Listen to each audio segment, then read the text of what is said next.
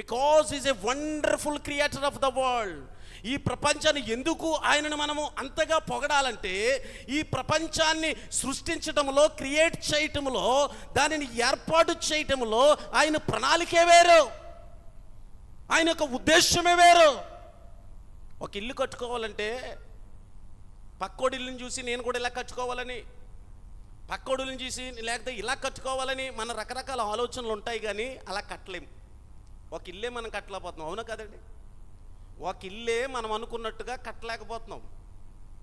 ఆయన just 7 days, 7 రోజులు, 6 రోజుల్లో 7 days, 7 రోజులు విశ్రాంతి. నేను మొత్తం ఆయన ఏమనుకున్నాడో దాన్ని సృజించేశాడు. కొట్టాలి చప్పట్లో దేవునికి స్తోత్రం. హల్లెలూయా, హల్లెలూయా.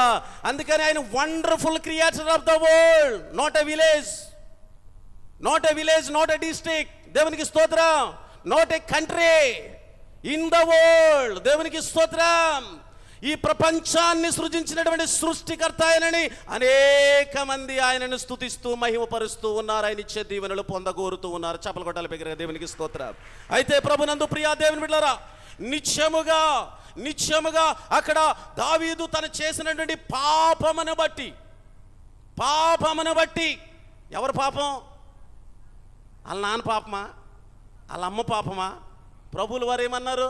యెరూషలేము కుమార్తెలారా, నా నిమిత్తము కాదు మీ నిమిత్తం. మొదట ప్రతి మానవుడు, పురుషుడైనా స్త్రీ అయినా, శరీర సంబంధము తర్వాత ఆత్మ సంబంధముగా రక్షింపబడిన వారు వారి యొక్క స్థితిగతుల గురించి, అదే పాపమైనా, అది ఎటువంటి స్థితి అయినా, వారిని గురించి వారే రోధించాలంట. తల్లి please can you read again? మరలా చదువు దయచేసి, మరలా చదువు.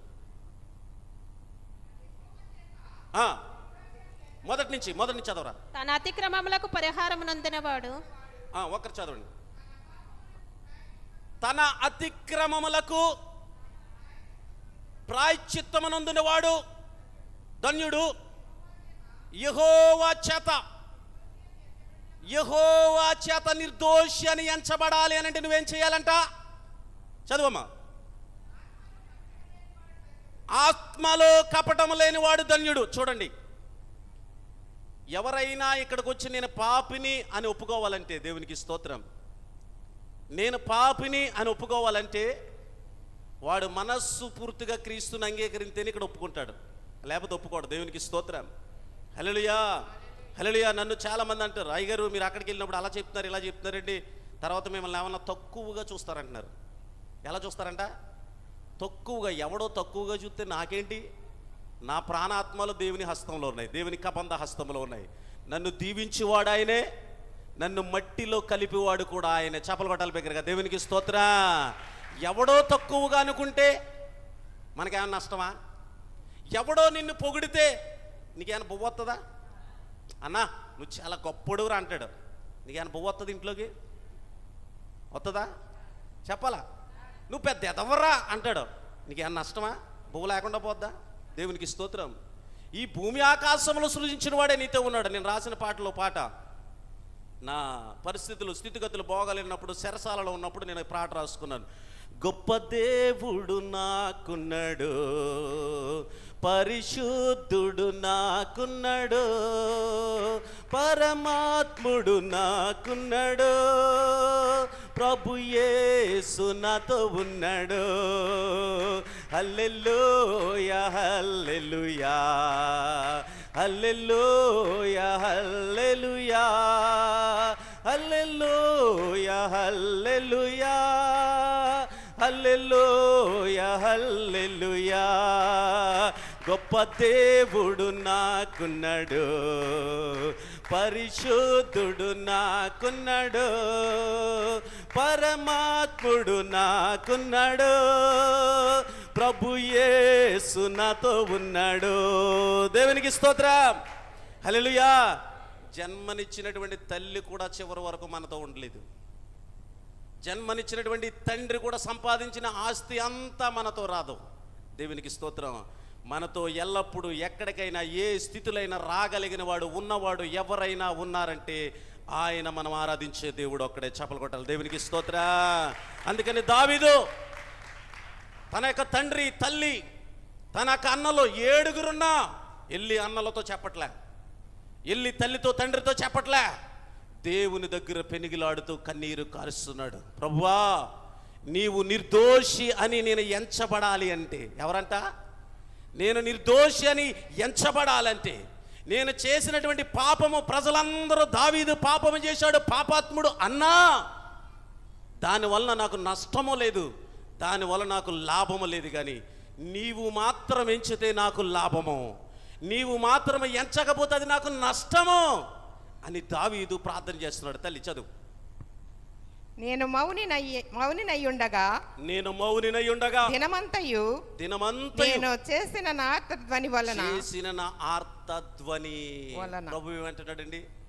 ఏడవాలి. మొదటగా మనము పాపులమని దేవుని దగ్గర ఏడవాలి. అది స్త్రీ అయినా పురుషుడైనా. ఎవరండి? మనము పాపులమని స్త్రీ అయినా పురుషుడైనా ఏడవాలి. అందుకని యేసుక్రీస్తు ప్రభువారు అన్నారు, ఏమన్నాడు? యెరూషలేము కుమార్తెలారా, నా నిమిత్తము మీరు ఏడవవద్దు, మీ నిమిత్తము మీరు. దేవునికి స్తోత్ర. హల్లెలూయా, హల్లెలూయా. ఎవరి నిమిత్తం ఏడవాలంట? ఎవరి నిమిత్తం ఏడవాలండి? చెప్పండి. ఇప్పుడు దావీదు ఎవరి నిమిత్తం ఏడ్చాడు? నాకు ఇవ్వబడినటువంటి సమయంలోనే నేను క్లుప్తంగా జ్ఞాపకం చేస్తాను. దావీదు ఎవరి నిమిత్తం ఏడ్చాడు?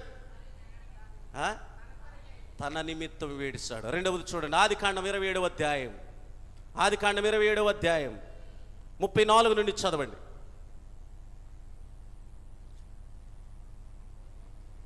ఏశావు తన తండ్రి మాటలు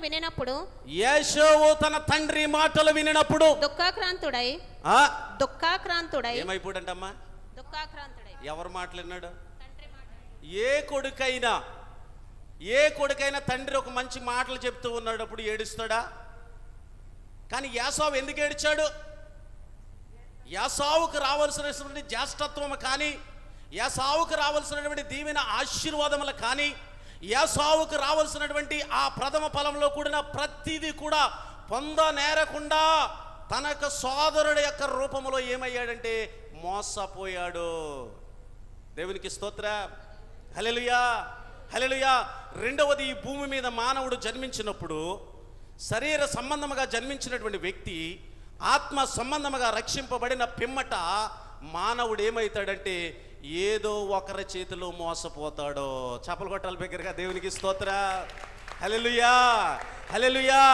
ఎక్కడ మోసపోతాడంట? ఏదో ఒకరి చేతిలో మోసపోతాడు. నీవు మోసపోయావని తెలుసుకుంటే నువ్వేం చేయాలంట? ఏం చేయాలి? తండ్రి చెప్తూ ఉన్నాడు యాసావుతోటి, యాసావా, నా ప్రథమ ఫలమైనటువంటి కుమారుడా, నా జ్యేష్ఠుడా, నేను చక్కగా నేను చల్లగా దీవించాలని నా కోరికలతో ఎన్నో మనోభావాల్లో హృదయంలో కలిగినటువంటి ఆ కోరికలు యావత్తూ కూడా నీ సోదరుడైనటువంటి యాకోబు నా యొద్దకు వచ్చి నన్ను మోసము చేసి నీకు రావలసిన దీవెనలను కూడా మోసపూరితముగా తీసుకెళ్ళిపోయాడు నా కుమారుడా అన్నప్పుడు తండ్రి ఆ మాటలు చెప్తూ ఉన్నటప్పుడు యాసావు ఏం చేశాడంట? తల్లి ఏమైపోడండి? యేసుక్రీస్తు ప్రభువుల వారు చెప్తున్నాడు, మీకోసం ఏడవాలా. ఎందుకు ఏడవాలా? ప్రతి మానవుడు భూమి మీద నేను మోసపోలేదు అన్న వాళ్ళు ఎవరన్నా ఉన్నారా? చెప్పండి. నేను మోసపోలేదు అన్నాడు. నేను అంటే లోకంలో రకరకాల కుల మతాలు ఉంటాయి కదా, ఆ కులాల్లో ఆ గొడవగా మాలమహనాడు గొడవకి వెళ్ళినప్పుడు ఆ గొడవలో ఇరిక్కిపోయి నాకు చదువు లేకుండా నా మీద కేసులు పెట్టి అల్లరైపోయినాక నా తల్లి కష్టార్జితం ఎకరం పొలం కూడా అమ్మేశాను. ఎకరం పొలం. దేవునికి స్తోత్రం. ఎవడో వచ్చినోడు లేడండి. దేవునికి స్తోత్రం. ఎవడో వచ్చినోడు లేడు. దేవునికి స్తోత్రం. అందుకే ఈరోజు ఎవడిని మనం లెక్క చేయకూడదు. దేవునికి స్తోత్రం. హల్లెలూయా. మొట్టమొదటగా మనకి ఆరోగ్యం ఇచ్చి ఆయుష్ ఇచ్చిన దేవుడు. రెండవది జన్మనిచ్చినటువంటి తల్లి తండ్రి. మూడవది మన తోబుట్టువు, మన భార్య, మన బిడ్డలో. దేవునికి స్తోత్రం. చేతనైతే ఒకడికి మేలు చేయి, కీడు చేయకంతే. దేవునికి స్తోత్రం. చపలు కొట్టాలి. దేవునికి స్తోత్రం. హల్లెలూయా. అందరూ నా వాళ్ళు అనుకుంటాం, కానీ అందరూ నిన్ను మోసం చేస్తారు. మోసపోయినాక ఏం చేస్తావు? నువ్వు ఇంకా ఏం చేస్తావు? కన్నీరు తప్పితే ఇంకేముండదో. దేవునికి స్తోత్రం. ఆ కన్నీరు కార్చిన యేసు ప్రభు చెప్పాడు కదా అని ఇప్పుడు కన్నీరు కార్తే రేపు పొద్దునికి వెంటనే సమస్య తీరిపోదు. కన్నీరు కార్చగా కార్చగా కార్చగా ప్రభువు అంగీకరిస్తే ఆ కన్నీరే మరలా తిరిగి నీకు ఉల్లాసమైనటువంటి ఆనందదాయకమైనటువంటి సంతోష బాష్ప బిందువులుగా ప్రభు అనుగ్రహిస్తాడు. చప్పలు కొట్టాలి బిగ్గరగా. దేవునికి స్తోత్ర. హల్లెలూయా. యేసుక్రీస్తు ప్రభువుల వారు పలికినటువంటి మాటల్లో, నా నిమిత్తము మీరు ఏడవద్దు, మీ నిమిత్తము ఏడవమనగా మొదటిగా దావీదు తన పాపమును గురించి ఏడ్చాడు, పాపమునకు పశ్చాత్తాపము పొందాడు. రెండవది ఏసావు జ్యేష్ఠత్వం పోయిందని అక్కడ కన్నీరు కార్చినట్లుగా మనం చూస్తున్నాం.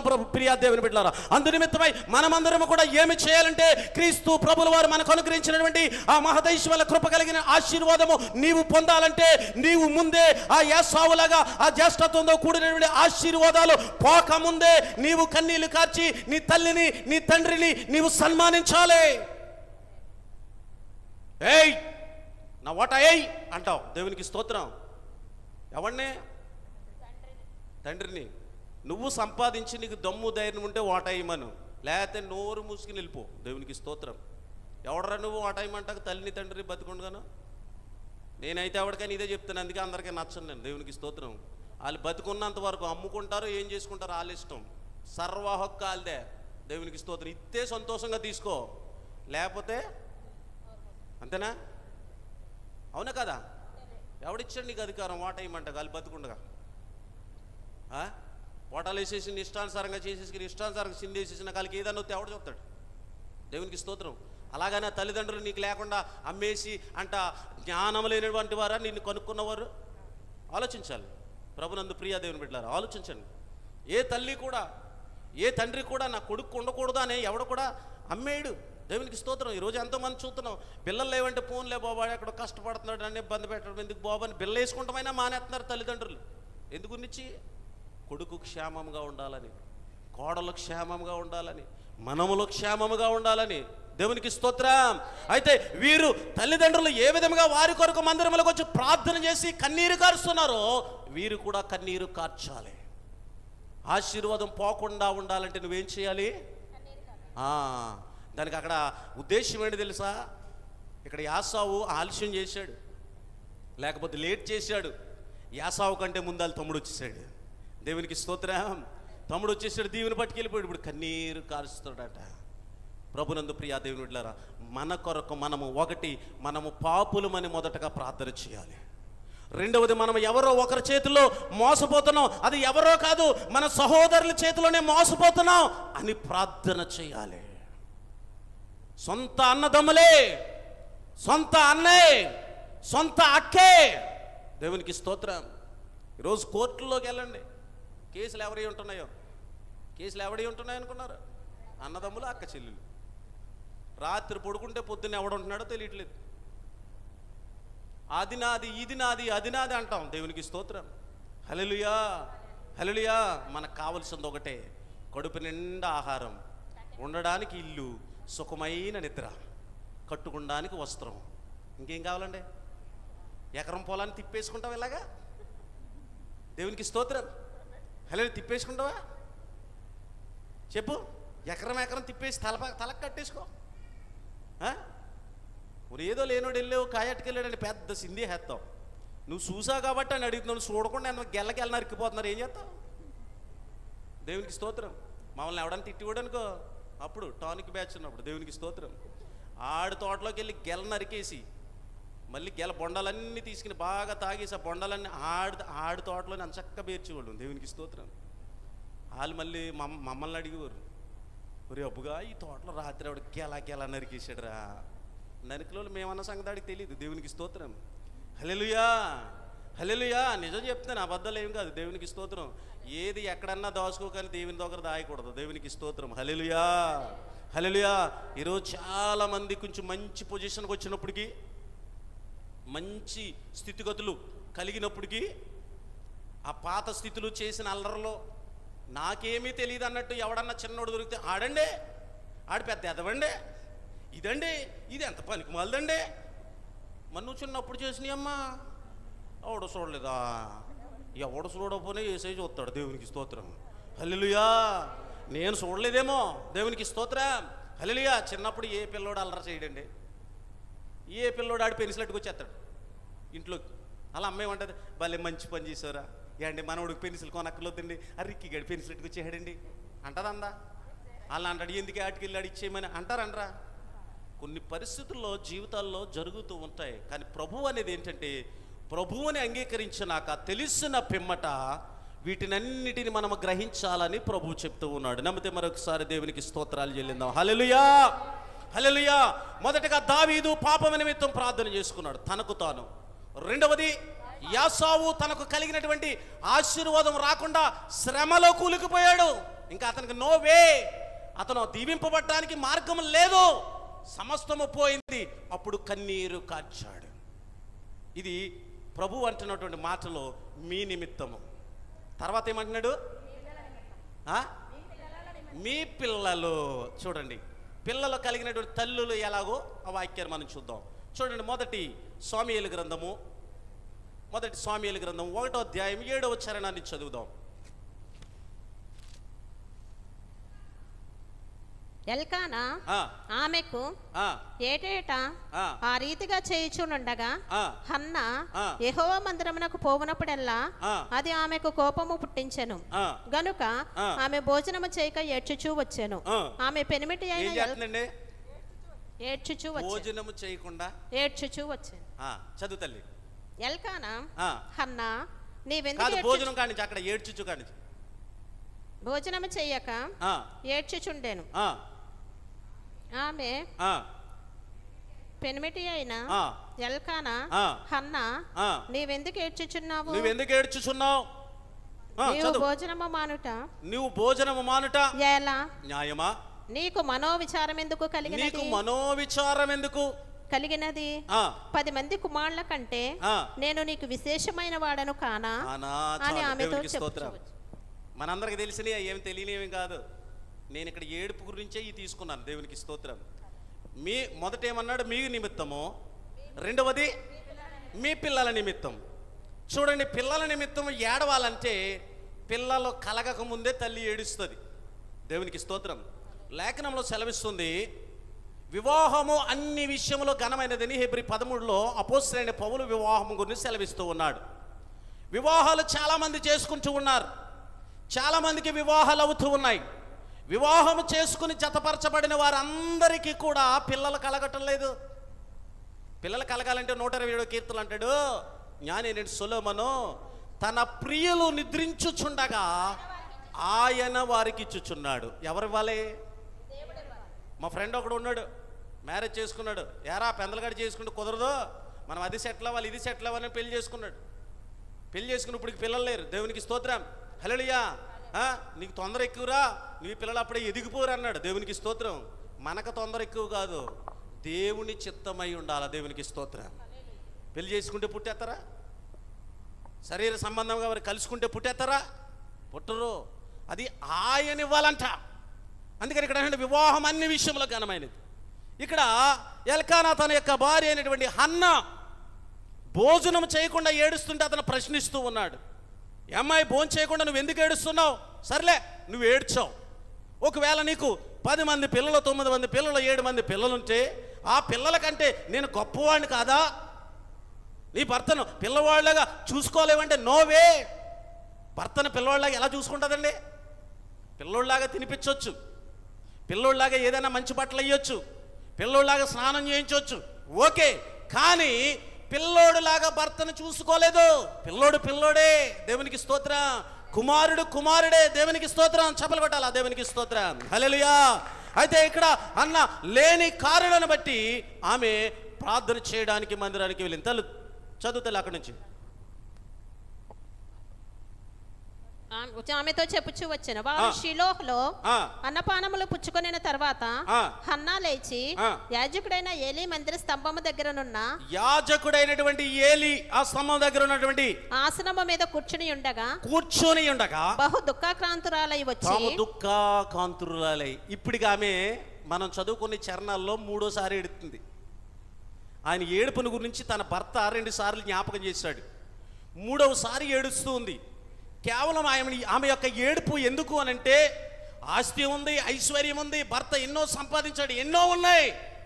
కానీ ఆమె ఎందుకు ఏడుస్తుందంటే గర్భఫలము పిల్లల కోసం ఏడుస్తుంది. క్రీస్తు ప్రభువులు వారు అంటున్నారు, మీ నిమిత్తమును మీ పిల్లల నిమిత్తం అంటున్నాడు. పిల్లలు కలగక ముందే పిల్లల నిమిత్తం ఏడిసినటువంటి మొట్టమొదటి తల్లి స్త్రీ ఎవరునంటే హన్నా చరిత్రలో మిగిలిపోయింది. యాజకుడు లేక ప్రవక్త అయినటువంటి ఏలి అక్కడ ఉండగానే ఏలి ముందు ఆమె అంగలార్పులు నిట్టూర్పులు విడుస్తూ ఉంటే ఆయన అనుకుంటున్నాడంట, ఈమెమన్నా కొత్త ద్రాక్షారసమగిని తాగిందా? ఎందుకంటే మనిషి అలాగే ఉంది కానీ పెదవులు మాత్రం కదలకే కానీ ఆమె యొక్క లోపల ఉన్నటువంటి దుఃఖము కానీ మనోవేదన కానీ బయటకు ఆ ప్రవక్తకు కనబడటం లేదు. దేవునికి స్తోత్రం. ఆమె యొక్క దుఃఖము ఎవరికి కనబడుతుంది? ఆమె యొక్క మనోవేదన ఎవరికి కనబడుతుంది? సాక్షాత్తు మనల్ని సృజించినటువంటి సృష్టికర్త అయినటువంటి దేవునికి కనబడుతుంది. చప్పలు కొడదాం. దేవునికి స్తోత్రం. హల్లెలూయా, హల్లెలూయా. ఆమె దుఃఖమును ఉల్లాస వస్త్రముగా ప్రభువు మార్చాడు. చప్పలు కొట్టాల. దేవునికి స్తోత్రం. హల్లెలూయా, హల్లెలూయా. ఆమె యొక్క దుఃఖము ఉల్లాస్త్రముగా మార్చి చక్కటి బాలుడగు సమూయేలు ప్రవక్త అని పిలువబడుతున్నటువంటి ప్రవక్తకు తల్లిగా తీర్చబడ్డది. ఆమె దుఃఖము వలన బిడ్డ గొప్ప ప్రయోజకుడయ్యాడు. ప్రియన సహోదరి, ప్రియన సహోదరుడా, ఈ రాత్రి కాలవేళలో ఈ మందిరావరణకు చేరువచ్చిన ప్రియాన తల్లి, ప్రియాన చెల్లి, నీవును నీ సంతానము కొరకు నీవు కన్నీరు కార్చినట్లయితే నీ కన్నీరుకు ప్రతి ఫలముగా గొప్ప కార్యములు నీ బిడ్డల జీవితంలో దేవుడు చేయవాడై ఉన్నాడు. నమ్మితే దేవునికి స్తోత్రం చెల్లిందాం. హల్లెలూయా, హల్లెలూయా. తల్లి ప్రార్థన ప్రాముఖ్యం. నేను ఇప్పుడు ఇంటికి వెళ్ళి వరకు కూడా మా అమ్మ మంచం మీద కూర్చుని ఉంటుంది. అప్పుడప్పుడు అంటాను, ఎందుకే ఎప్పుడు 1 గంట అవుతుంది 2 అవుతుంది పడుకోయా అంటాను. పడుకుంటాను బాబు అంటుంది. ఇంకా అలాగే స్తోత్రం స్తోత్రం స్తోత్రం అంటుంటుంది. తలుపు టిక్ అంటే చూస్తూ ఉంటుంది. 2 గంటలకు వెళ్ళి 3 గంటలకు వెళ్ళి చూస్తాను ఉంటుంది. దేవునికి స్తోత్రం. ఈరోజు నేను ఇలా పరిచర్యలో వాడబడుతున్నానంటే మొదట దేవుడు, రెండవది నా తల్లి కన్నీటి ప్రార్థన. లేకపోతే ఈ దౌర్భాగ్యుడైనటువంటి కుక్క లాంటి నా బ్రతుకు, నా జీవితము ఏమాత్రము కూడా ప్రకటించడానికి అర్హత లేని నా జీవితంతో అర్హత నేను పొందానంటే దేవుని కృప, నా తల్లి ప్రార్థన. చప్పలు కొట్టాలి. దేవునికి స్తోత్రం. ప్రతి తల్లి ప్రార్థన ఆ కుటుంబానికి దీవెన, అది ఆశీర్వాదం. రోడ్డు మీద వెళ్తున్నప్పుడు రే ఈయన్ని బట్టి కదా వీళ్ళ తాత భక్తి లేకపోతే వీళ్ళ అమ్మ చేసిన ప్రార్థన. దేవునికి స్తోత్రం. ప్రియన తల్లి, ఈ రాత్రి మందిరములో ప్రార్థిస్తున్న ప్రార్థనకు వచ్చినటువంటి తల్లి, నీ భక్తిని బట్టి నీ బిడ్డలంట ఒక్క తరం కాదంట 10 తరాల పాటు దీవెన పొందుతారు. చప్పలు కొట్టాల బిగ్గరగా. దేవునికి స్తోత్రం. హల్లెలూయా. రెండవది మనం చూసినట్లయితే మొదటి దినవృత్తాంతములు 4వ అధ్యాయం 9వ చరణం చూడాలి. త్వరగా సమయం అయిపోతుంది. మొదటి దినవృత్తాంతములు 4వ అధ్యాయం 9వ చరణం. అతడు యాజకుల ఆవరణమును పెద్ద ఆవరణమును దీనికి వాకిండ్లను చేయించి దీని తలుపులు. మొదటి దినవృత్తాంతములు 4:9 చదువు. ఎబ్బేజు తల్లి తనను కన్నటువంటి సందర్భం అక్కడ కనబడుతుంది మనకి.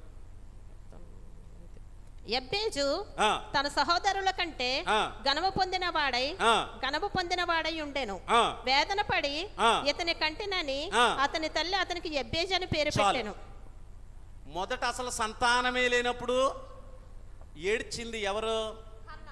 అన్న స్త్రీ. దేవుడేమన్నాడు యేసుక్రీస్తు ప్రభుల వారు? యెరూషలేము కుమార్తెలారా. యెరూషలేము అంటే క్షేమము, కుమార్తె అంటే సంఘము, సంఘమును వధువుతో పోల్చాడు. ప్రతి స్త్రీ అంటే సంఘ ప్రార్థన ఏ విధముగా సంఘ బిడ్డలకు క్షేమము కలుగు చేస్తుందో, ప్రతి తల్లి ప్రార్థన ఆ బిడ్డలకు ఏ విధమైన క్షేమము కలుగు చేస్తుందో నేను చూపిస్తా. మొదట సంతానం లేకుండానే ప్రార్థన చేసినటువంటి తల్లి బిడ్డ ప్రవక్త అయ్యాడు. రెండవది ఎబ్బేజును గురించి మనం చూస్తే ఇక్కడ తన తల్లి ఎబ్బేజు కంటే ముందు కొంతమంది బిడ్డలకు జన్మనిచ్చింది, కానీ ఆమె వారి గురించి మాట్లాడలేదు. దేవునికి స్తోత్రం. ఎబ్బేజు ప్రార్థన కూడా తదుపరి ఇప్పుడు 9వ వచనాన్ని నువ్వు చదువు 4లో 10వ వచనంలో ఆయన ప్రార్థన ఉంటుంది. మళ్ళీ ఎబ్బేజు ఎక్కడ మనకు కనబడతాడా? దేవునికి స్తోత్రం. ఇది చాలా శ్రేష్టమైంది, విలువైంది. చూడండి, అన్నా ప్రార్థించగా తన కుమారుడు ప్రవక్త. ఇక్కడ ఎబ్బేజు తల్లి తనకంటే ముందు చాలా మంది బిడ్డలకు జన్మనిచ్చిన ఎబ్బేజును మట్టుకి ఎట్లా కన్నదంటే, ఎలా కన్నది? వేదన అంటే చెప్పాలా? వేదన అంటే ఎలా చెప్పాలి? వేదన అంటే కన్నీటి నుండి దుఃఖం బయటపడదు. కానీ చూడండి, ఎవరైనా చెప్పినప్పుడు అయ్యగారు నిజంగానండి ఏం జరిగిందంటే ఆడు వల్లండి అంటది, కానీ నీళ్ళు రావు అంటది, నీళ్ళు రాకుండా ఆపేసుకుంటుంది. దేవునికి స్తోత్రం. రోదన వేరు, ఏడుపు వేరు, కన్నీరు వేరు. ఏడ్చుట చాలా సంయోజితమైన సందర్భాలు. ఈ బైబిల్ గ్రంథంలో బుక్ను పట్టుకుంటే చాలామంది అంతా నాకు తెలుసు అంటారు, కానీ ఇది సృజించిన సృష్టికర్త రాయించినటువంటి దేవునికి తప్ప ఎవరికి ఏం తెలియదు. ఇది దేవునికి స్తోత్రం. హల్లెలూయా. దీన్ని వివరించడానికి ఏంటి, దీన్ని మహాసముద్రంతో పోల్చారండి. దేవునికి స్తోత్రం. హల్లెలూయా. అయితే ఇక్కడ మనం చూసినట్లయితే ఆమె తన సోదరుల గురించి చెప్పలే, ముందు జన్మనిచ్చినటువంటి బిడల గురించి చెప్పలే, ఎబ్బేజుని గురించి మట్టుకు మాట్లాడుతూ ఏమంటదంటే, నేను వేదన చేత, అంటే దుఃఖ బాష్ప బిందువులు వస్తాయి అనుకున్న సమయంలో రాకుండా ఆపుకుని, చంపుకుని, ఇబ్బంది పడి వాడికి జన్మనిచ్చాను అని అంటుంది. దేవునికి స్తోత్రం. హల్లెలూయా. బిడ్డలు లేనప్పుడు తల్లి ప్రార్థించగా ప్రవక్త అయ్యాడు. బిడ్డకు జన్మనిచ్చినటువంటి బిడ్డను వేదనతో కన్నానని చెప్పినటువంటి తల్లి బిడ్డ గొప్ప ప్రయోజకుడయ్యాడు. హెబ్బేజు 10వ వచనం చదువు. హెబ్బేజు ఏం చేశాడు? హెబ్బేజు ఇశ్రాయేలీయుల దేవుని గూర్చి మొరపెట్టి, నీవు నన్ను నిశ్చయముగా ఆశీర్వదించి నా సరిహద్దును విశాలపరిచి నీ చెయ్యి నాకు తోడుగా ఉండ దయచేసి నాకు కీడు రాకుండా దానిలో నుండి నన్ను తప్పించుము అని ప్రార్థింపగా దేవుడు అతని మనవి చేసిన దానిని అతనికి దయచేసెను. చూసారా, చిన్న ప్రార్థన, కనీసం 1 నిమిషం కూడా ఉండదు ప్రార్థన. అది మీరు ఆ మాటలు చదువుతూ టైం చూడండి, 1 నిమిషం కూడా ఉండదు ప్రార్థన. మొత్తం ఏది అడిగాడు అది తూచా తప్పకుండా పొందాడు. లేదా కొట్టండి మరి చప్పట్లో. దేవునికి కొట్టాలా? దేవునికి స్తోత్రం. నీ బిడ్డలు కూడా అలాగ ఉండాలంటే నువ్వు ప్రార్థన చేయాలంతే. టీవీ పెట్టుకుని కాలు మీద కాలేసి కూర్చున్నావు అనుకో, నీ వెనకాల వచ్చి నెత్తి మీద కాలేసి కూర్చుంటాడు ఇలాగ. దేవునికి స్తోత్రం. హల్లెలూయా. ప్రార్థన చేయాలి, ప్రార్థన నేర్పించాలి. ఎందుకంటే ప్రార్థన పరిస్థితులను మార్చివేస్తుంది. ప్రభు అదే చెప్పాడు, యెరూషలేము కుమార్తెలారా నా నిమిత్తము ఏడవవద్దు, మీ నిమిత్తము మరియు మీ బిడ్డల నిమిత్తము ఏడవమన్నాడు. దేవునికి స్తోత్రం. రెండవది చూసినట్లయితే ఎబేస్ బిడ్డ బయటకు వచ్చాడు. దేవునికి స్తోత్ర. బిడ్డ బయటకు వచ్చినప్పుడు ఆ బిడ్డ గురించి ఆమె ఇచ్చినటువంటి ఆ రోదనను బట్టి ఆ బిడ్డను ప్రభు దీవించాడు. మూడవది మనం చూసినట్లయితే ఆదికాండం 21వ అధ్యాయం 16వ వచనం. ఆదికాండం 21:16.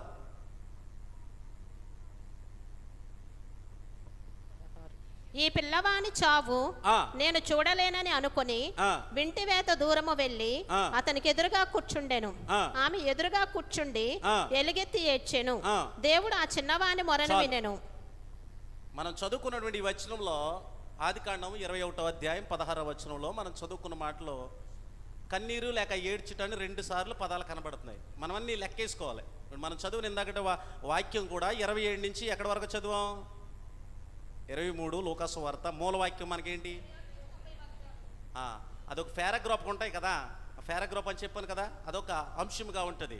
మనం గమనించినట్లయితే చదివినటువంటి ప్రతి మాట కూడా క్షుణ్ణంగా మనం పరిశీలించినట్లయితే ఇక్కడ ఈ హాగారు గురించి మనందరికీ తెలిసిందే. అబ్రహాం గారు ఎప్పుడైతే ఆ పిల్లవాడిని ఆ నీళ్లు తిత్తిచ్చి, అమ్మాయి నువ్వు వెళ్ళిపో అన్నటప్పుడు ఆ భార్య మాటిని ఈమెను ఆ బయర్షెబ అన్నటువంటి అరణ్యములకు పంపివేశారు. ఆమె వచ్చేసింది. అయితే ఈ అరణ్యంలో ఆమె ఏంటంటే ఆ నీళ్లు అయిపోయినప్పుడు ఆ తిత్తులో నీళ్లు త్రాగడానికి వీళ్ళు ఇంకా ఆహారం లేనటువంటి ఆ సమయంలో ఆ తల్లి కలిగినటువంటి వేదన ఏంటంటే పిల్లవాడి చావు నేను చూడలేను అనుకుని ఎంత దూరం వెళ్ళిపోయింది. నా కన్నులారా నేను జన్మనిచ్చినటువంటి నా బిడ్డ యొక్క చావు నేను చూడలేననుకుని ఆమె చాలా దూరంగా వెళ్ళిపోయింది. ఆ యొక్క చావు కన్నులారా చూడలేను, చెవులారా వినలేను అనుకుని దూరముగా వెళ్ళిపోయినా ఆమె మాత్రము సృష్టికర్త అయినటువంటి దేవునికి మొరపెడుతూ ఉంది. ఎట్లా మొరపెడుతుందంట? పిల్లవాడి దగ్గర ఉండి మొరపెట్టడం లేదు. ఎట్లా మొరపెడుతుందంట? పిల్లవాడిని ఎత్తుకుని మొరపెట్టడం లేదు. పిల్లవాడికి కలిగినటువంటి శ్రమను మాత్రమే పట్టుకుంది. ఏం పట్టుకుంది? పిల్లవాడికి కలిగే శ్రమను మాత్రమే పట్టుకుంది. ప్రియా దేవుని బిడ్డ, ఒకరోజు నీ కుమారుడు వచ్చి లేకపోతే నీ కుమార్తె ఇంట్లో ఎవరైనా ప్రార్థన చేస్తాను రా నాయనంటే వారు రారో పరిస్థితులను బట్టి, అప్పుడు వాడి దగ్గర ఉన్న అక్కర్లద్దుకు వాడు శ్రమను మాత్రమే చేతిలో పట్టుకో. వాడు శ్రమను మాత్రమే చేతిలో పట్టుకుని మోకరించి ప్రభు పాదాల యొక్క గోజాడు. దేవుడు కార్యము చేయకపోతే నన్ను అడుగు. దేవునికి స్తోత్ర. హల్లెలూయా. ఇక్కడ హన్నా ఆ బయర్షేబ అనేటువంటి అరణ్యంలో ఆ పట్టణంలో ఒంటరిగా పిలుద్దామంటే మనుషులు కూడా లేనటువంటి పరిస్థితులు, చెప్పుకుందామంటే ప్రజలు లేనటువంటి ఆ అరణ్య పట్టణంలో పిల్లవాడి యొక్క శ్రమను మాత్రమే పట్టుకుంది. శ్రమను పట్టుకుని రెండవసారి కన్నీరు కార్చినప్పటికీ దేవుడు జవాబునిచ్చాడు. చపలు కొట్టాలి దేవునికి స్తోత్రం. హల్లెలూయా. మీరు చదువుకోవచ్చు, మీకు అంతా తెలిసిందే ప్రభునందు ప్రియా దేవుని బిడ్డలారా. దేవుడు ఆ పిల్లవాడి చావుకి బదులుగా పిల్లవాడిని ఎలాగో ఆయన దీవించాడండి. ఈరోజు మనందరము జీజీసీ కంట్రీ, అది కువైట్ అవని, మస్కెట్ అవని, దుబాయ్ అవని, బెహ్రన్ అవని, ఇంకే కంట్రీ అయినా, ఖతార్ అవని, ఇన్ని అరబ్బీ కంట్రీలకు వెళ్ళి మనము కష్టపడి పని చేసుకుని ఆ దేశపు సిరిని సంపాదించుకుని ఆయుధారోగ్యములతో ప్రభువుకి ఇవ్వవలసింది ప్రభువుకి ఇచ్చి ప్రభువుని గణపరుస్తూ మన కుటుంబంతో సంతోషంగా ఉంటున్నామంటే ఆ దేవాది దేవుడు అనుగ్రహించినటువంటి ఇస్మాయిలు సంతానముగా. చపలు కొట్టాలి బిగ్గరగా దేవునికి స్తోత్రం. హల్లెలూయా, హల్లెలూయా. తల్లి ప్రార్థన ఆలకించాడా లేదా? అందుకని అంటున్నాడు, ఆయన ఏమన్నాడు, యెరూషలేము కుమార్తెలారా మీ కొరకును మీ పిల్లల కొరకును ఏడవండి. చూడండి, మొదటిది సంతానం కలగక ముందు స్త్రీలలో లేక పురుషులని మొదట చూసినట్లయితే మొట్టమొదటి తన పాపం, రెండవది తన కలిగినటువంటి శ్రమ అంటే దీవెన పొందగోరలేదు యాసవ్, మూడవది హన్నా సంతానం లేకుండా సంతానము కొరకు, నాలుగవది మనం చూసినట్లయితే వేదన చేత జన్మ బిడ్డను పొందింది, ఐదవది మనం చూసినట్లయితే పొందినటువంటి బిడ్డ శ్రమలో చిక్కుబడినప్పుడు దీవెన 5, ఆరవది ఒకటి ఉంది. ఆరవది ఏంటో తెలుసా? ఈ యావత్ ప్రపంచంలో ఉన్న అందరూ కూడా ఎవరు పిల్లలు? చెప్పాలి గట్టిగా, దేవుని పిల్లలు. చూడండి, నెహెమ్యా గ్రంథం మొదటి అధ్యాయము 3వ చరణం నుంచి చదవండి.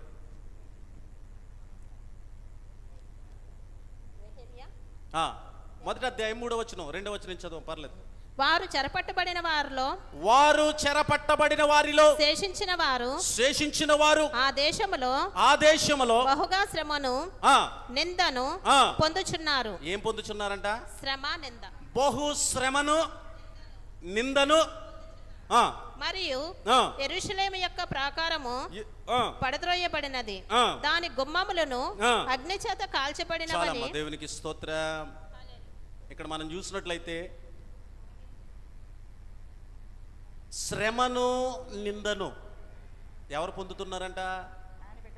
2వ వచనం నుంచి చదవరు, అర్థమవుతుంది వీళ్ళందరికీ. పైన నా సహోదరులలో హనానీ అను ఒకడును. అమ్మా చాలా ఇక్కడ ఉండు. నా సహోదరులు, మనమందరం ఎవరు అన్నప్పుడు? ఇంటి పేర్లు వేరు, ఊరు పేర్లు వేరు, రకాలు వేరు, రంగులు వేరు, గుడ్డోళ్ళు ఉండొచ్చు, కుంటోళ్ళు ఉండొచ్చు, ఎవరైనా, whoever in the world are all in Jesus Christ childrens. ఈ ప్రపంచంలో ఎవరైనా అందరూ దేవుని యొక్క బిడ్డలై ఉన్నారు. చపలు కొట్టాలి బిగ్గరగా దేవునికి స్తోత్రం. అందుకని ఇక్కడ నెహెమ్యా ఏమంటున్నాడు తెలుసా? నెహెమ్యా అక్కడ 2 పట్టణాలు మనకని, ఒకటి యూదా, రెండవది యెరూషలేం. యూదా వారి గురించి మనం చూసినా, యెరూషలేం గురించి మనం చూసినా, అక్కడ 2 వేరువేరుగా కనబడుతున్నా అక్కడ నెహెమ్యా పలుకుతున్నటువంటి మాట ఏమిటో తెలుసా? నా సహోదరులు అన్నాడా లేదా? నా సహోదరులు. దేవునికి స్తోత్రం. హల్లెలూయా. నా సహోదరులు. ఇప్పుడు అక్కడి నుంచి చదువు 2వ వచనం నుంచి. హనానీ అను ఒకడును యూదులలో కొందరును వచ్చిరి. చెరపట్టబడినటువంటి శ్రేషం. అక్కడే ఉండమ్మా. యూదులు. యేసుక్రీస్తు ప్రభు ఎవరండి? యూదుడు. దేవునికి స్తోత్రం. వాక్యం ఉండదు. యూదుడికి గ్రీసు దేశస్తుడికి ఏమైనా సంబంధం ఉందా చెప్పండి? లేదు యూదులకును సమరయులకు సంబంధం ఉన్నదా అంటది. యాకోబు బావి కాడ యేసయ్యను చూచానమ్మ ఎండవేళ. అవునా? యాకోబు బావి కాడికి ఎందుకు వెళ్ళాడు యేసయ్య? అక్కడ సమరయ స్త్రీ వచ్చింది. సమరతి ఎందుకు వచ్చింది? శరీర సంబంధమైనటువంటి ఆ బావిలో నీళ్లు తన కుటుంబానికి కావలసినవి తీసుకెళ్ళడానికి వచ్చింది. యేసుక్రీస్తు ప్రభు వచ్చాడు. ఎందుకు వచ్చాడు? సమరయ స్త్రీ శరీర సంబంధంగా నీళ్లు చేదుకొనడానికి వచ్చినటువంటి స్త్రీకి ఆత్మ సంబంధమైనటువంటి దాహమును, రక్షణానందమును కలుగు చేయాలని యేసు ప్రభు వచ్చాడు. ఆమె అంటది కదా, ఏమయ్యా యూదులకును సమరయులకును సాంగత్యము లేదే? దేవునికి స్తోత్రం. ఇక్కడ అన్నాడు, నా సహోదరులు, నా పిల్లలు, యూదుడని గ్రీసు దేశస్థుడని, దేవునికి స్తోత్రం, మోరని మలికిపురమని రాజులని వ్యత్యాసము లేదు. అందరూ అంతటా ఆయన అనుగ్రహించినటువంటి రక్షణ చేత మాత్రమే సజీవులుగా ఉన్నాం. దేవునికి స్తోత్ర. మనకంటే అందమైన వారు, డబ్బున్న వారు, పేరు ప్రతిష్టలు కలిగిన వారు కోవిడ్ 2019లో మట్టిలో కొట్టుకుపోయారో. ఏ యోగ్యత లేనటువంటి మన జీవితంలో యోగ్యతనిచ్చాడు. ఏ భాగ్యం లేని మనకు రక్షణ భాగ్యమునిచ్చాడు. ఏ మాత్రం ఆనందం లేని మన కుటుంబాలు ఆయన సన్నిధిలో ఆనందించే కృపనిచ్చాడు. ఆయన సజీవుడు కనుక మనల్ని సజీవు లెక్కలో ఉంచాడు. చపలు కొట్టాలి. దేవునికి స్తోత్ర. హల్లెలూయా, హల్లెలూయా. ఆయన కృప వెంబడి కృప. అయితే అక్కడ అంటున్నాడు, ప్రభునందు ప్రియా దేవుని బిడ్డలారా, నా సహోదరులు. తల్లి చదవరా. చెరపట్టబడిన శేషములో, చెరపట్టబడినటువంటి శేషములో తప్పించుకొనిన యూదులను గూర్చియు, యూదులను గూర్చియు, యెరూషలేమును గూర్చి. చూడండి, చెరపట్టబడి శేషించిపోయిన వారిలో ఎవరున్నారంట? యూదులు ఉన్నారంట. యూదులతో పాటు ఇంకెవరున్నారంట? యెరూషలేము వారు ఉన్నారంట. నేను వారిని అడగగా వారు చెరపట్టబడిన వారిలో శేషించిన వారు ఆ దేశంలో బహుగా శ్రమను, నిందను పొందుచున్నారు. మరియు యెరూషలేము యొక్క ప్రాకారము పడద్రోయబడినది, దాని గుమ్మములను అగ్ని చేత కాల్చబడినవని నాతో చెప్పిరి. ఈ మాటలు వినినప్పుడు నేను కూర్చుండి ఏడ్చి కొన్ని దినములు దుఃఖముతో ఉపవాసం ఉండి. 4వ వచనంకి వచ్చినప్పటికి దుఃఖము, ఉపవాసం అన్నది కనబడుతుంది. అంతేనా? నేను చెప్పేది కరెక్టేనా? రెఫరెన్స్లో ఏమైనా తప్పు ఉన్నాయా? దేవునికి స్తోత్రం. హల్లెలూయా. యూదావారు కానివ్వండి, యెరూషలేము కానివ్వండి, ముందు యూదావారు మిగిలారా, యెరూషలేము వారు మిగిలారా అని నెహెమ్యా అడగలేదు. చెరపట్టబడి శేషించిన వారిలో అని కూడా ముందు అడగలేదు. నా సహోదరులు అన్నాడు ముందు. దేవునికి స్తోత్రం. ఈరోజు సంఘము ప్రార్థన చేయాలి. సంఘం ఎవరికి వరకు ప్రార్థన చేయాలి? సంఘములో 2 గుంపులు ఉంటాయి. ఒకటి రక్షణ పొందినటువంటి గుంపు, ఒకటి రక్షణ పొందకుండా కూడా ఉంటారు. దేవునికి స్తోత్రం. హల్లెలూయా. అలాగే సంఘములో ఒక గుంపు, సంఘము వెలుపల ఒక గుంపు. దేవునికి స్తోత్రం. సంఘము వెలుపల ఉన్నటువంటి వారు ఎవరో కాదు, అపవాది యేసుకుపోవాలనుకున్నటువంటి నీ సహోదరులు, అపవాది చెరపాలనుకున్నటువంటి నీ సహోదరులు. జాగ్రత్తగా ఆలోచించి ప్రియన సహోదరి, సహోదరుడా, చెల్లి, వాక్యం చదువు. ఇప్పుడు మీ అన్న బయట ఉన్నాడు అనుకో, ఉదాహరణకి నేనే మీ అన్నని, పెద్ద తాగుబోతుని, బయట ఉన్నాను, నా కొరకు ప్రార్థన చేయవా? చెయ్యాలి. So responsibility for you. నీ బాధ్యత అది. దేవుడిచ్చాడు. నీకు ఎందుకు రక్షణ ఇచ్చాడో తెలుసా? నిన్నెందుకు ఇక్కడ కూర్చుండబెట్టాడో తెలుసా? నిన్నెందుకు రోజు మందిరానికి నడిపిస్తున్నాడో తెలుసా? నీ కొరకు ప్రార్థన చేసుకోవద్దు. నువ్వు నీ కొరకు ప్రార్థన చేసుకున్నావు. ఎలాగో ప్రార్థన చేసావంటే, ఎవరైతే రక్షింపబడతారో, రక్షింపబడిన వ్యక్తి పాపముల గురించి ప్రార్థన చేస్తాడు దావీదు. ఎవరైతే పాపముల గురించి ప్రార్థన చేసి దీవెన కొరకు వెళ్తున్నాడో, శ్రమ పొందాడో, శ్రమల గురించి ప్రార్థన చేశాడు యాషోబు. ఆ తర్వాత శ్రమ పొందినటువంటి ఆ వ్యక్తి యవన కాలంలో కుటుంబంగా కట్టబడ్డాడు. బిడ్డలు కావాలి ప్రార్థన చేసింది హన్నా. బిడ్డ కలిగినప్పుడు హాస్పిటల్లోకి వెళ్ళినప్పుడు మనం నిత్యముగా ఎలా ఉంటామండి? నిత్యముగా హాస్పిటల్ పరిస్థితులు ఎలా ఉంటాయంటే, నా కుమార్తె 2002లో జానకరామరాజు హాస్పిటల్లో జన్మనిచ్చినప్పుడు నేను క్రికెట్ ఆడుకుంటున్నాను ఇంటికాడ. మా తోడు పెదలంక సెల్ ఫోన్ లేదు, గిల్ ఫోన్ లేదు, ఏమీ లేదు. క్రికెట్ ఆడుకుంటుంటే ఆ క్రికెట్ నెల్లిమారులోకి వచ్చి మీ ఆవిడ షాప్ బతుకులు ఉందరా, అక్కడ నీళ్ళట్టుకుని పైకి వెళ్తుంటే పడిపోయిందంటని. బ్లడ్ కావాలి, బ్లడ్ కావాలంటే చాలామంది వచ్చారు. నా స్నేహితులు కూడా 2 వచ్చారు, రక్తం ఇచ్చారు. ఎవరిది గ్రూపు పని చేయట్లేదు. అప్పుడు మా చిన్నమామ గారు దింపులు తీస్తాడు. ఆయన ఎక్కడో దింపులు తీస్తున్నాడు, లంకలో, సైనిడిపల్లి లంకలో. ఆ దింపులు తీసి ఆయన తీసుకొచ్చి ఆయన రక్తం, ఆయన టెస్ట్ చేస్తే ఆఖరిగా ఆయన రక్తం ఇవ్వబట్టి ఈ రోజున నా భార్య, నా కూతురు బతికింది. ఆ రోజు జానకరామరాజు గారు అన్నారు, పిల్ల బతికితుంది కానీ తల్లి బతకదు నాన్నజీ, పర్లేదులే అన్నారు. నేనన్నాను, పిల్ల చచ్చిపోయినా పర్లేదండి, తల్లి బతకాలన్నాను.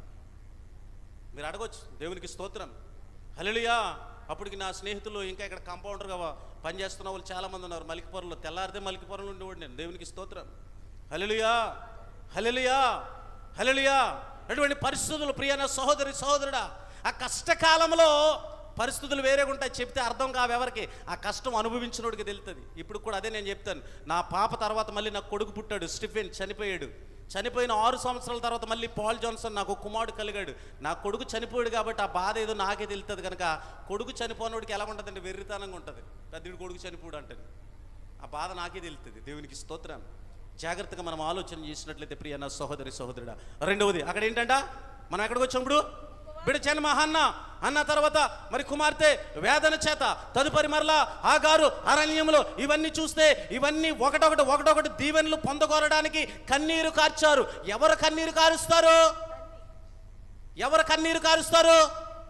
రక్షింపబడిన వారు మాత్రమే, మారు మనసు పొందిన వారు మాత్రమే కన్నీరు కారుస్తారు. రోడ్డు మీద బ్రాందీ షాప్ కాడు ఉండి కన్నీరు కారుతాడు. పాటర్ గారు ఇంకెప్పుడు తాగనండి 100 ఇవ్వండి అంటున్నాడు. మరి నేను పాస్టర్ గారిని అన్నాను, ఈ ఆళ్ళకేంటి పాటర్ గారు అంటున్నాడు. అలా చాలాసార్లు ఇచ్చాను, దేవునికి స్తోత్రం. చాలాసార్లు ఇచ్చి ఇంకా మనం కూడా ఏం చేసుకోవాలి? హృదయాన్ని ఆడి ఏడుపు ఎందుకు ఉపయోగపడుతుంది? ఆ సొక్కెత్తే మళ్ళీ పొద్దున్న కాడు మళ్ళీ సిగ్గేసి ఎదర మొక్క తలకెత్తుకుంటలేదు. అక్కడ మాత్రం అబ్బాబా కుటుంబ పోషణ, అమ్మకి, చెల్లికి, నాయనికి, పిల్లకి అన్నము కూరట్టుకి వెళ్ళినోడు ఉంటాడు చూడు. సంత చేసుకెళ్తారు కదా మనకు పూర్వీకులు, సంత చేసుకొచ్చి వారానికి సంత. ఇప్పుడేంటి పూటకు సంత, భర్త వెళ్ళి కూరట్టుకొచ్చి లోపల ఈవిడ ఇక్కడ వెళ్ళి నొక్కేస్తుంది, డెలివరీ వచ్చేస్తుంది అంతే. అంటే ఏమో నువ్వు ఎప్పుడు వస్తావో నాకేం తెలిసినా ఆర్డర్ ఇచ్చేసాను. ఫ్రైడ్ రైస్, ఏం రైస్ అండి? ఆ రోడ్డు మీద మట్టి అంతా అందులోనే, రోడ్డు పక్కన ఇలా తిప్పేస్తాడు. రోడ్డు పక్కన ఫ్రైడ్ రైస్, ఆ బండ్లు వెళ్ళి మట్టి, ఆ గాలి అదంతా అందులోనే. ఇంటికాడ మాత్రం స్పూన్ ఎట్టుకునే శుభ్రంగా వండుకో, శ్రేష్టమైన ఆహారం తిను. నీ పిల్లలతో పాటు నీ కుటుంబంలో తోడుకోళ్ళకో చెల్లుకో కూడా పెడతాకుంటుంది. అది కొనుక్కుని వస్తే జబ్బులు వచ్చేసి మళ్ళీ ఎండి గారి దగ్గరికి, స్పెషలిస్ట్ డాక్టర్ గారి దగ్గరికి తిరక్క ముందే, దేవునికి స్తోత్రం, అది తిన్నాక తిరిగిపోతావు గిరిగిరిగిరిగిరిగిరి. ఇప్పుడు బాత్రూమ్కి వెళ్ళటానికి కూడా ఇబ్బంది లేదు ఎండాయి గారు, అంతేనా? దేవునికి స్తోత్రం. ఎటచ్చుడు బాత్రూంలు, మంచం దిగితే బాత్రూమ్, బాత్రూమ్ నుంచి బయటకు వస్తే కిచెను. ఎవడు చచ్చిపోయాడే ఎవడికి సంబంధం లేదు. నేను ఇప్పుడు వస్తున్నప్పుడు మా ఇంటి దగ్గర ఒక ఆమె నన్ను లేపమంటే నేను అనుకున్నాను మామూలు జోకేస్తుందేమో అనుకున్నాను. నేను పడిపోయింది, జోకేస్తుందేమని అత్త అవుతుంది. ఏంటి అత్త అన్నాను, చేతులు ఇలాగ ఎత్తింది. నాకు అర్థమైంది మొత్తం ఇది ఇంకేమి జరిగిందని. తీసుకెళ్ళి మంచం మీద ఆడేసినప్పుడు తర్వాత అందరూ ఇలాగ ఇప్పుడు దేవునికి స్తోత్రం. ఏ రోజు ఎవరి పరిస్థితి ఎలా ఉంటుందో మనకు తెలియదు. అయితే ఇక్కడ క్రీస్తు ప్రభువులు చెప్పిన మాట ఎవరికో తెలుసా? రక్షింపబడిన నీవు నీ పాపము నిమిత్తము నీవు ప్రార్థన చేసుకో. నీకు కలిగిన శ్రమ దీవెన పొందగోరడానికి నీవు ప్రార్థన చేసుకో. తదుపరి కుటుంబముగా కట్టబడినటువంటి నీ జీవితంలో, అది మగోడైనా ఆడవారైనా స్త్రీ పురుషులు ఎవరైనా సరే, బహుమానం కొరకు ప్రార్థన చేయి. పొందగోరిన బహుమానము, ఆ బహుమానము దీవింపగోరుటకు ప్రార్థన చేయి. తదుపరి నీవు నీ కుటుంబం, అందుకని భక్తుడు యెహోషువ అంటాడు, ఎవరు సేవించినా సేవించకపోయినా నేనును నా కుటుంబమును యెహోవాను సేవిందుమని. కుటుంబముగా దేవుని మందిరానికి వచ్చిన నీవు మందిరము వెలుపల ఉన్న వారి కొరకు ప్రార్థన చేయాలి. వారు ఎవరు అనంటే నా సహోదరులు అంటున్నాడు నెహెమ్యా. దేవునికి స్తోత్రం, హల్లెలూయా. చదువుతా ఏమన్నాడు? నా సహోదరులు. ఇప్పుడు ఎవరి కొరకు ప్రార్థన చేయాలి? అక్కడ ఉండు. ఎవరి కొరకు? ఇప్పుడు ఇందాక ఎవరు సంబంధాలు అన్నావు? మనం వదిలేస్తేనాడు తీసుకుపోతాడు, అంతేనా? నువ్వు వెళ్తా రోడ్డు మీద 100 రూపాయలు అన్నాడుకో, నువ్వు తీసుకోలేదనుకో, నేను తీసుకోనా ఖచ్చితంగా ఆగి తీసి జోబులెట్టి వెళ్ళిపోతాను. వెళ్ళినా తమ్ముడు, పర్లేదు తమ్ముడు తిరిగి వస్తాడని ఆగుతానా?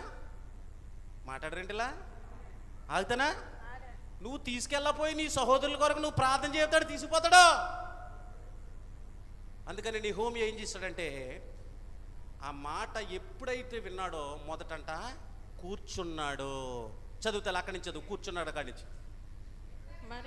సమయం అయిపోయింది. ఆకాశమందున్న దేవా యెహోవా, భయంకరుడైన గొప్ప దేవా. కాదు తల్లి, ఆ మాట విన్నప్పుడైతే కూర్చున్నాడు. అక్కడి నుంచి చదువు. కూర్చుండి కొన్ని దినములు కాదు, ఇంకా ముందు ఈ మాటలు వినినప్పుడు నేను కూర్చుండి ఏడ్చి కొన్ని దినములు దుఃఖముతో ఉపవాసం ఉండి. నువ్వు చెయ్యి అలాగే పెట్టుకుని ఉండాలి. నేను ఎక్కడికి వెళ్ళినా మళ్ళీ అక్కడికి వచ్చేస్తాను. దేవునికి స్తోత్రం. ఎందుకంటే మనకి టైం వేస్ట్ అవ్వకూడదు. టైం వేస్ట్ అవ్వకూడదంటే నువ్వు రిఫరెన్స్ చదివి స్పీడ్గా ఉంటే నువ్వు స్పీడ్గా హోలీ స్పిరిట్ లీడింగ్, పరిశుద్ధాత్మ దేవుడు స్పీడ్గా నడిపిస్తాడు. దేవునికి స్తోత్రం. అక్కడ ఆ మాట విన్నప్పుడు అక్కడి నుంచి చదువు. ఈ మాటలు వినినప్పుడు నేను కూర్చుండి వినాలి. మొదట ఏం చేశాడు తెలుసా? ఎప్పుడైతే ఆ యెరూషలేములో ఇటువంటి పరిస్థితులు, స్థితిగతులు జరిగినాయని శేషించబడిన వారిలో ఉన్నటువంటి సహోదరులు ఉన్నారో వారి గురించి, మరియు మందిరము పాడైపోయిందని తెలియబడిన వెమ్మటే మొదట కూర్చున్నాడంట. కూర్చుని ఏం చేశాడు? ఇప్పుడు బల్ల మీద కూర్చున్న మీ అందరూ ఏం చేయాలి ఇప్పుడు? ఎవరి కొరకు? ఎస్, కొట్టండి చెప్పట్లేదు. దేవునికి స్తోత్రం, హల్లెలూయా. బయట ఉన్న వాళ్ళు అంటే వాళ్ళు భోజనాల కింద దింపుతున్నారు, అక్కడ వాళ్ళ గురించి కాదు. దేవునికి స్తోత్రం. వాళ్ళు రక్షింపబడిన వారే, రక్షణ పొందిన వారు ఉంటారు చూడు, అసలు మందిరానికి రాని వారు ఉంటారు చూడు, అసలు ప్రభువుని అంగీకరించిన వారు ఉంటారు చూడు, వారి కొరకు నువ్వు కూర్చుండి ఏడవాలి. ఎలాగ ఏడవాలి? కొన్ని దినములు దుఃఖముతో. కొన్ని దినములు. ఎన్ని దినములు? ఇప్పుడు ఎన్ని దినములు మనకి? 40 దినాల తర్వాత 38వ రోజు నుంచి ఆర్డర్ ఇస్తుందండి ఈవిడ. ఇదిగో ఆ రోజు పొద్దున్నే వెళ్ళలేదనుకో మాసం ఉండదు, పొద్దున్నే వెళ్ళిపోయి. ఎప్పుడు మరి 40 పూర్తి అయిపోతే 41 నుంచి ఏంటమ్మా? ఇప్పుడు బెండకాయ, చిక్కుడికాయ, దొండకాయ ఏం తినరు? ఏం చెప్పండి. అసలు గుడ్ ఫ్రైడేకి అయితే రసం కూడా పెట్టుకోరు.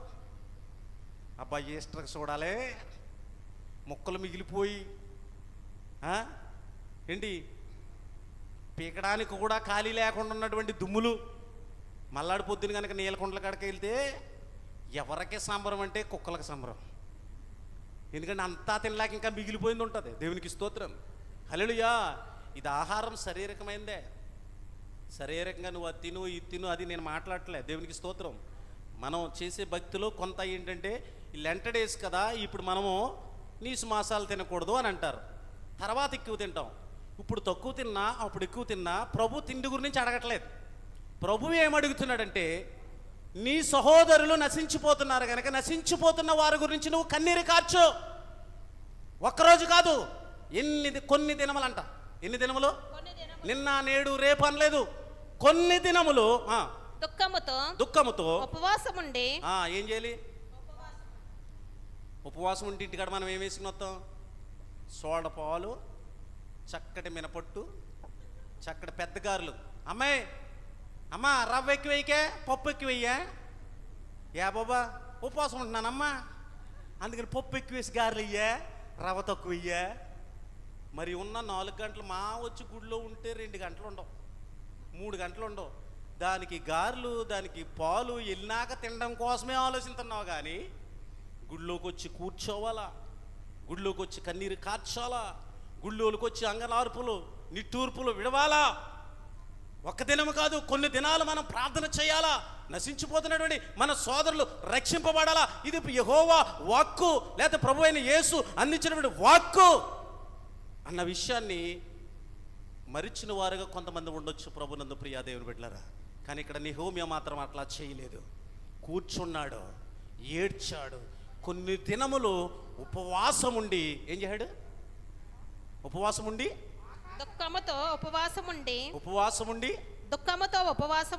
దుఃఖముతో చూడండి ఎలా ఉన్నాడు. దుఃఖముతో ఉపవాసం ఉండి చూడండి. కొన్నిసార్లు ప్రార్థన చేస్తున్నప్పుడు కొంతమంది మందిరాల్లో ఏడుస్తూ ప్రార్థన చేస్తూ ఉంటారు, ఏడుస్తూ ప్రార్థన చేస్తుంటారు. నిజమైన అటువంటి ఆ యొక్క రక్షణ ఆనందంతో కూడినటువంటి అనుభూతి. దేవునికి స్తోత్రం. ఏడుస్తూ ఇక్కడ నెహెమ్యాకి ఏం పట్టిందండి? నెహెమ్యా ఇంటివారా? నెహెమ్యా గ్రామమా? నెహెమ్యా పట్టణమా? కాదు, నా సోదరులు, అందులోకి మళ్ళా శేషింపబడిన వారిలో మిగిలిన వారు అని వారి కొరకు ఆయన కూర్చుండి కన్నీరు కార్చి ఏడుస్తూ ఉపవాసం ఉండి ప్రార్థన చేశాడంట. అందుకని ఈరోజు ముఖ్య అంశముగా మనకేంటంటే, యెరూషలేము కుమార్తెలారా నా కోసం ఏడవద్దు, మీ నిమిత్తము, మీ పిల్లల నిమిత్తము. మీ నిమిత్తం అనగా మీ వ్యక్తిగతం, మీ పిల్లలనగా మీకు పుట్టినవారు, మీ పిల్లలనగా సంఘము స్త్రీతో పోల్చబడ్డదనక సంఘములో ఉన్న వారందరూ కూడా మీ పిల్లలు, మీ సహోదరులై ఉన్నారు. చేపలు కొట్టాల బిగ్గరగా దేవునికి స్తోత్రం, హల్లెలూయా. ఆ విధముగా నువ్వు ఏడ్చినట్లయితే, ఆ విధముగా నువ్వు కన్నీరు కార్చినట్లయితే, ఆ విధముగా నీవు ఉపవాసం ఉండి నిట్టూర్పులు విడిచినట్లయితే దేవుడు గొప్ప అద్భుతమైనటువంటి కార్యములు మీ జీవితంలో, మీ కుటుంబ జీవితంలో ప్రభువు అనుగ్రహిస్తాడని తెలియపరుస్తూ ఈ నా మాటలు ముగిస్తున్నాను. ఈ మాటల ద్వారాగా దేవుని యొక్క నామానికి మహిమ, ఘనత, ప్రభావములు యుగయుగములు కలుగునుగాక. ఆమేన్. ఇంతవరకు నాకు ఇవ్వబడినటువంటి ఈ సమయంలో చెప్పబడినటువంటి ఈ యొక్క దేవుని యొక్క మాటలు శ్రద్ధగా విన్నటువంటి దేవుని యొక్క బిడ్డలు లేక భక్తులైన మీ అందరికీ ప్రభుపేట శుభాలు తెలియజేస్తున్నాను. అందరికీ వందనాలు.